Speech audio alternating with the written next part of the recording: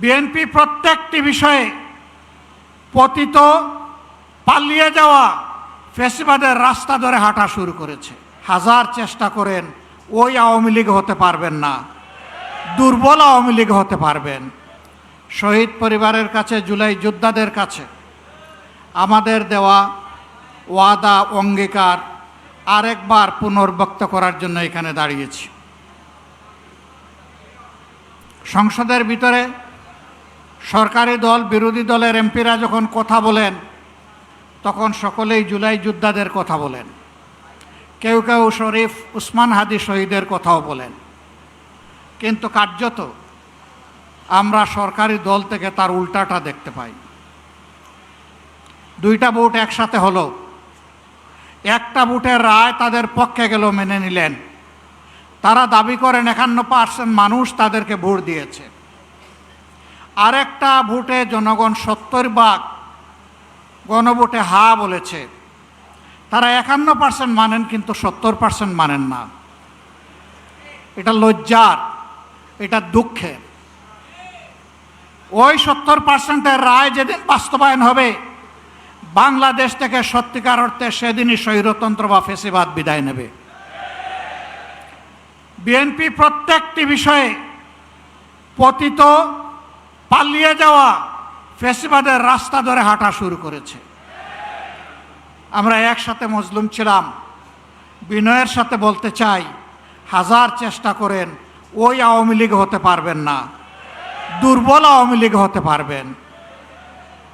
সেই আওয়ামী লীগ যারা জাতিকে নিয়ে, বিরোধী দলকে নিয়ে ব্যঙ্গ বিদ্রুপ করত, আজকে তারা কোথায়? আপনারা একই কাজ শুরু করেছে। যে আওয়ামী লীগ তাদের পুষ্য লাঠিয়ালদেরকে দিয়ে সমাজের বিভিন্ন জায়গায় কর্তৃত্ব কায়েম করেছিল, সেই আওয়ামী লীগের পাশে তাদের দুঃখের দিনে কোনো লাঠিয়াল এসে দাঁড়াতে পারেনি। আফসোসের বিষয়, রাষ্ট্রের মৌলিক যে সমস্ত জায়গায় পরিবর্তন দরকার, সুশাসন কায়েমের জন্য, সত্যিকারের স্বাধীনতার স্বাদ জনগণকে দেওয়ার জন্য, প্রত্যেকটি বিষয়ে বিএনপি বিরোধিতা করে চলছে। এটি জাতির সাথে সুস্পষ্ট প্রতারণা। তারা তাদের দেওয়া 31 দফা কর্মসূচি সংস্কারের, তাদের ইশতেহার, এটারও তারা বিরোধিতা করছে। আমার মনে হয় তারা যে বিরোধিতা করছে, এই জ্ঞানটাও বোধহয় তারা হারিয়ে ফেলেছে। প্রিয় বিএনপি, ভুলে যাবেন না, এই জুলাই না হলে এই মায়েদের, এই বাবাদের, এই ভাইদের, এই বোনদের সন্তান, স্বামী, ভাই, বোন জীবন না দিলে আজকে ক্ষমতার তক আপনারা এনজয় করতে পারতেন না। তক্তে বসে ভুলে গেছেন? হ্যাঁ, আপনারা আগেই ভুলেছিলেন।